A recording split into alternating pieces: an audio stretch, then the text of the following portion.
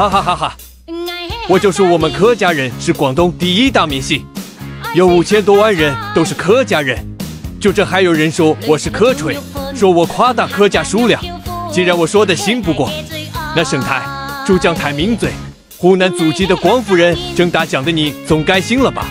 各种官方百度、央视、地方省台都在赞扬我们客家人，为我们客家中原汉人血统证明，我们客家中原贵族血统纯正天然，这是毋庸置疑的事实。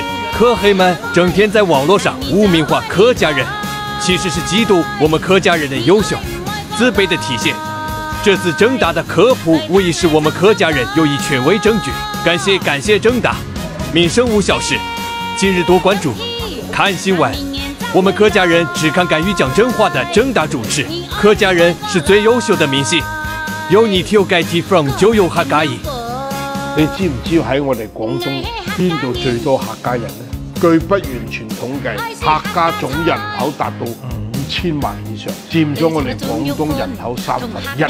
廣東3大民系中，客家人全省人口最多，分佈範圍最廣。客家人呢並唔係我哋廣東專屬，其實喺福建、江西、廣西、四川、台灣等等省份，甚至遠到印度尼西亞、馬來西亞、老撾、柬埔寨、加拿大、美國、日本、澳洲、新加坡、泰國等地，幾乎都有我哋客家人嘅身影。客家院主要邊度多啊？福建、廣東、江西3省交界處，而我哋廣東嘅客家大本營喺邊度啊？梅州、惠州市、河源市、韶關市、深圳市。